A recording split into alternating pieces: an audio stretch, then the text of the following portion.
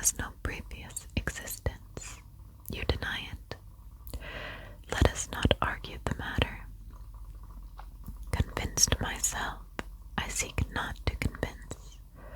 There is, however, a remembrance of aerial forms, of spiritual and meaning eyes, of sounds musical yet sad, a remembrance which will not be excluded, a memory like a shadow, vague, variable, indefinite, unsteady, and like a shadow too, in the impossibility of my getting rid of it, while the sunlight of my reason shall exist.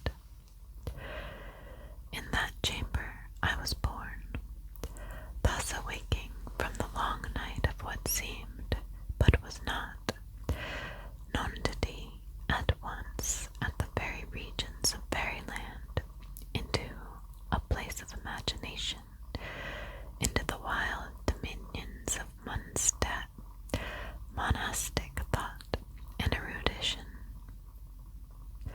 It is not singular that I gazed around me with a startled and ardent eye, that I loitered away my boyhood in books and dissipated my youth in reverie. But it is singular that years rolled away, and the noon of manhood found me still in the mansion of my fathers. It is wonderful what stagnation there fell upon the springs of my life. Wonderful how total an inversion took place in the character of my commonest thought. The realities of the world affected me as visions, and as visions only, while the wild ideas of land, of dreams, became, in turn, not the material of my everyday existence, but in the very deed that existence utterly and solely in itself. Berenice and I were cousins, and we grew up together in my paternal halls, yet differently we grew. I, ill of health and buried in gloom, she, agile, graceful, and overflowing with energy. Hers, the ramble on the hillside, mine, the studies of the cloister. I, living within my own heart and addicted, body and soul, to the most intense and painful meditation. She, roaming carelessly through life with no thought of the shadows in her path, or the silent flight of the raven-winged hours. Berenice, I call upon her name, Berenice, and from the grey ruins of memory, 1,000 tumultuous recollections are startled at the sound. Ah, vividly is her image before me now, as in the early days of her light-heartedness and joy. Oh, gorgeous yet fantastic beauty! Oh, sylph amid the shrubberies of Arnheim! Oh, naiad among its fountains! And then all is mystery and terror, and a tale which should not be told. Disease, a fatal disease, fell like the simoon upon her frame, and even while I gazed upon her, the spirit of change swept over her, pervading her mind, her habits, and her character, and in a manner the most subtle and terrible, disturbing even the identity of her person. Alas, the destroyer came and went, and the victim, where was she? I knew her not. Among the numerous train of maladies superinduced by that fatal and primary one, which effected a revolution of so horrible a kind in the moral and physical being of my cousin, may be mentioned as the most distressing and obstinate in its nature, a species of epilepsy not unfrequently terminating in trance itself, trance very nearly resembling positive dissolution, and from which her manner of recovery was in most instances startlingly abrupt. In the meantime, my own disease, for I have been told I should call it by no other,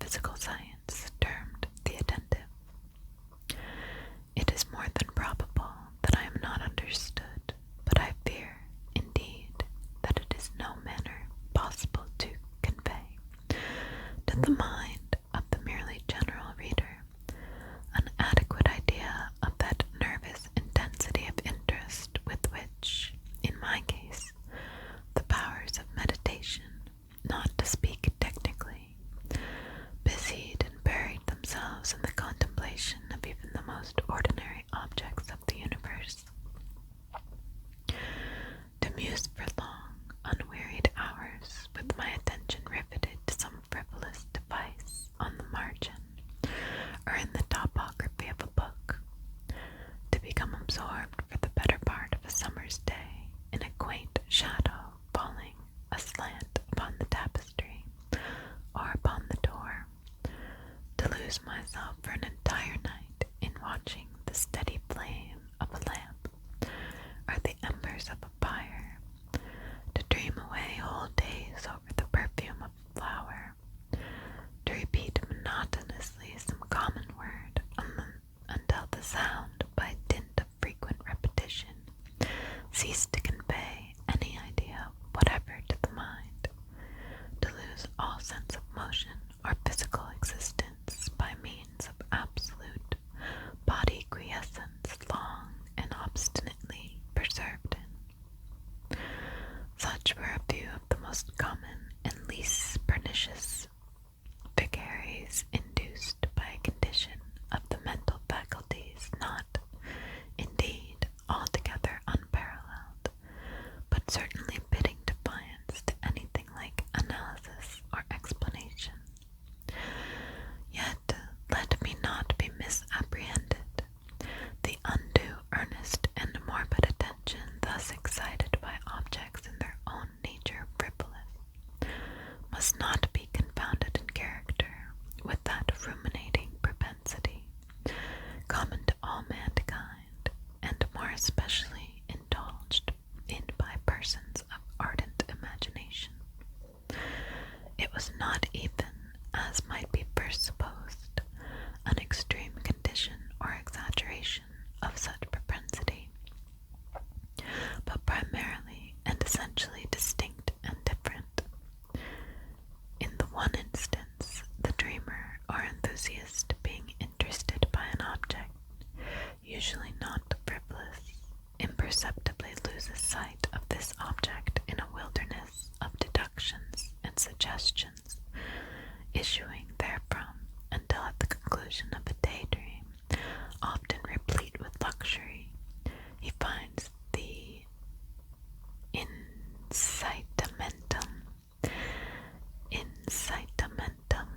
interesting word, or first cause of his musings, entirely vanished and forgotten.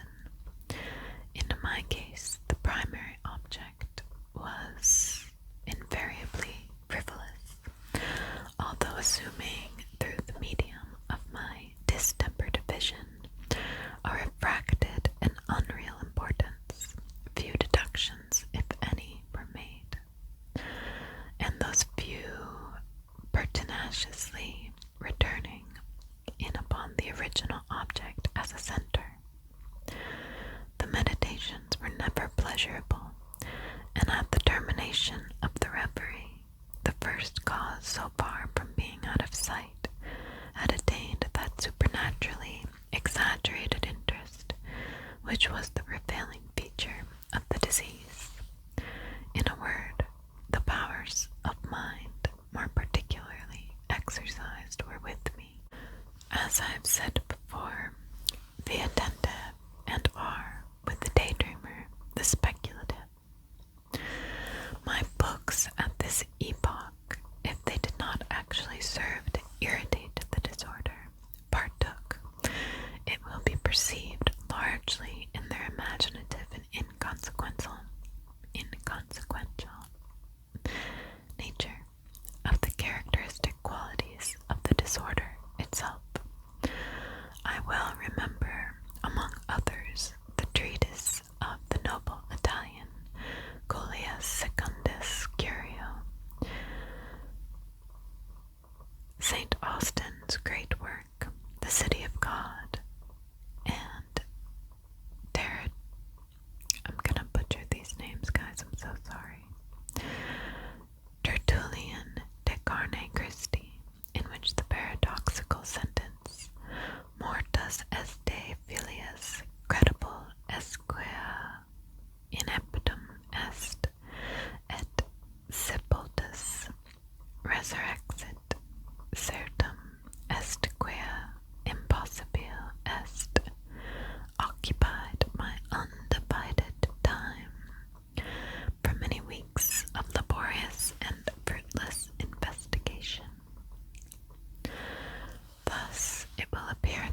shaken from its balance only by trivial things, my reason bore resemblance to that ocean crag spoken of by Hephaestion, which steadily resisting the attacks of human violence and the fiercer fury of the waters and the winds, trembled only to the torch of the flower called asphodel. And although, to a careless thinker, it might appear a matter beyond doubt that the alteration produced by her unhappy malady in the moral condition of Berenice would afford me many objects for the exercise of that intense and abnormal meditation whose nature I have been at some trouble in explaining. Yet such was not in any degree the case. In the lucid intervals of my infirmity, her calamity indeed gave me pain, and taking deeply to heart that total wreck of her fair and gentle life, I did not fall to ponder frequently and bitterly upon the wonder-working means by which so strange a revolution had been so suddenly brought to pass. But these reflections partook not of the idiosyncrasy of my disease, and were such as would have occurred under similar circumstances to the ordinary mass of mankind. True to its own character, my disorder revelled in the less importance, but more startling changes wrought in the physical frame of Berenice, in the singular and most appalling distortion of her personal identity. During the brightest days of her unparalleled beauty, most surely I had never loved her. In the strange anomaly of my existence, feelings with me had never been of the heart, and my passions were always of the mind. Through the grey of the early morning, among the trellised shadows of the forest at noonday, and in the silence of my library at night, she had flitted by my eyes, and I had seen her, not as the living and breathing Berenice, but as the Berenice of a dream, not as a being of the earth, earthly, but as the abstraction of such a being, not as a thing to admire, but to analyze, not as an object of love, but as the theme of the most abstruse, although desultory speculation. And now I shuddered in her presence, and grew pale at her approach, yet bitterly lamenting her fallen and desolate condition. I called to mind that she had loved me long, and in an evil moment I spoke to her of marriage. And at length the period of our nuptials was approaching, when upon an afternoon in the winter of the year, one of those unseasonably warm, calm, and misty days which are the nurse of the beautiful halcyon, I sat as I thought, alone, in the inner apartment of the library, but uplifting my eyes, I saw that Berenice stood before me. For as love during the winter season gives twice 7 days of warmth, men have called this clement and temperate time the nurse of the beautiful halcyon. Was it my own excited imagination, or the misty influence of the atmosphere, or the uncertain twilight of the chamber, or the grey draperies which fell around her figure, that caused in so vacillating and indistinct an outline? I could not tell. She spoke no word. I, not for worlds, could have uttered a syllable. An icy chill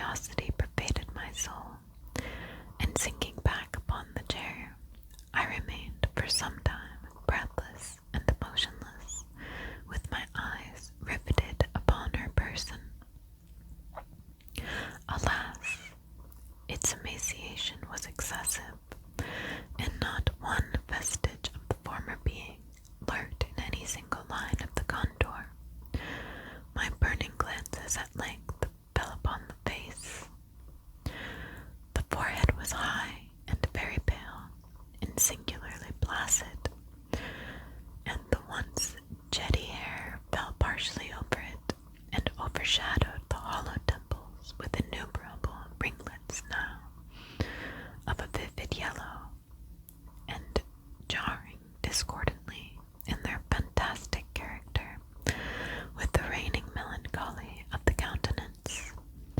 The eyes were lifeless and lustreless, and seemingly pupilless, and I shrank involuntarily from their glassy stare to the contemplation of the thin, shrunken lips.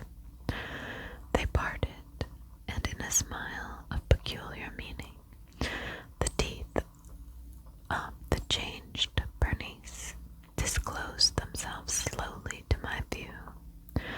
Would to God that I had never beheld them, or that having done so, I had died.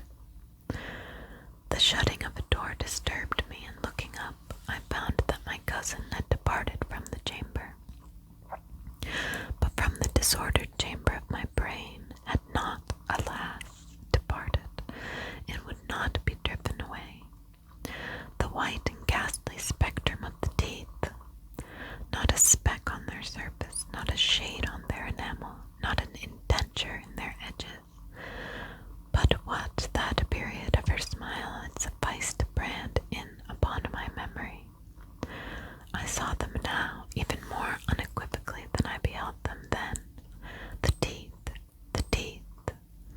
They were here and there and everywhere, and visibly and palpably before me, long, narrow, and excessively white, with the pale lips writhing about them, as in the very moment of their first terrible development. Then came the full fury of my monomania. I struggled in vain against its strange and irresistible influence. In the multiplied objects of the external world, I had no thoughts but for the teeth. For these I longed with a frenzied desire. All other matters and all different interests became absorbed in their single contemplation. They alone were present to the mental eye, and they, in their sole individuality, became the essence of my mental life. I held them in every light, I turned them in every attitude, I surveyed their characteristics, I dwelt upon their peculiar nature, I pondered upon their conformation, I mused upon the alteration in their nature, I shuddered as I assigned them in imagination a sensitive and sentient power, and even when unassisted by the lips, a capability of moral expression.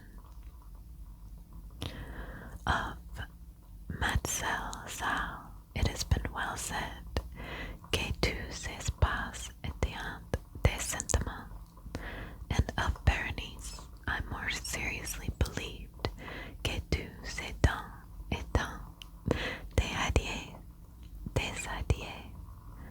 Ah, here was the idiotic thought that destroyed me. Des ideas. Ah, therefore, it was that I coveted them so madly. I felt that their possession could alone ever restore me to peace in giving me back to reason. And the evening closed in upon me thus, and then the darkness came, and tarried and went, and the day again dawned, and the mists of a second night were now gathering around, and still I sat motionless in that solitary room, and still I sat buried in meditation, and still the phantasma of the teeth maintained its terrible ascendancy as, with the most vivid, hideous distinctness, it floated about amid the changing lights and shadows of the chamber. At length there broke in upon my dreams a cry as of horror and dismay, and thereunto, after a pause, succeeded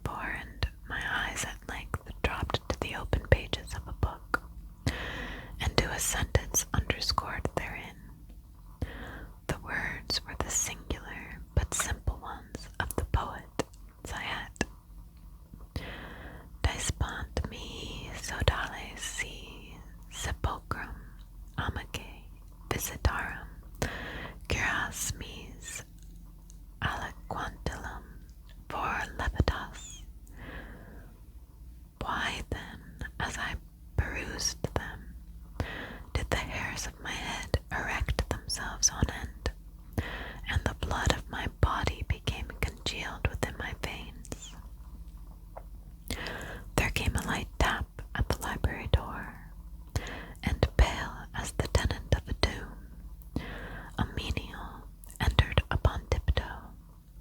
His looks were wild with terror, and he spoke to me in a voice tremulous, husky, and very low.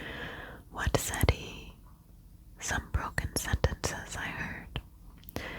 He told of a wild cry disturbing the silence of the night, of the gathering together of the household, of a search in the direction of the sound. And then his tones grew thrillingly distinct as he whispered me of a violated grave, of a disfigured body enshrouded, yet still breathing, still palpitating, still alive. He pointed to garments. They were muddy and clotted with gore.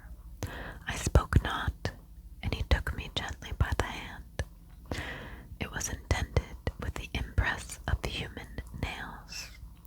He directed my attention to some object against the wall. I looked at it for some minutes. It was a spade. With a shriek, I bounded to the table and grasped the box that lay upon it, but I could not force it open. And in my tremor, it slipped from my hands and fell heavily and burst into pieces. And from it, with a rattling sound, there rolled out some instruments of dental surgery, intermingled with 32 small, white, and ivory-looking substances that were scattered to and fro about the floor. And that is the end of the story. There were some background noises. There are some kids playing outside, but they were screaming, so I thought maybe it would add to the ambiance. It's also very windy outside, so I hope that also added to the overall feeling in the story. This was the first time I had ever read this story, and it's actually quite scary. Also, there was some Italian, some Latin, and some French in the story, and I probably mispronounced most of those words. So thank you for being patient with me regarding that. Anyway, I hope you guys enjoyed, and if you liked this video, maybe I'll read some more creepy stories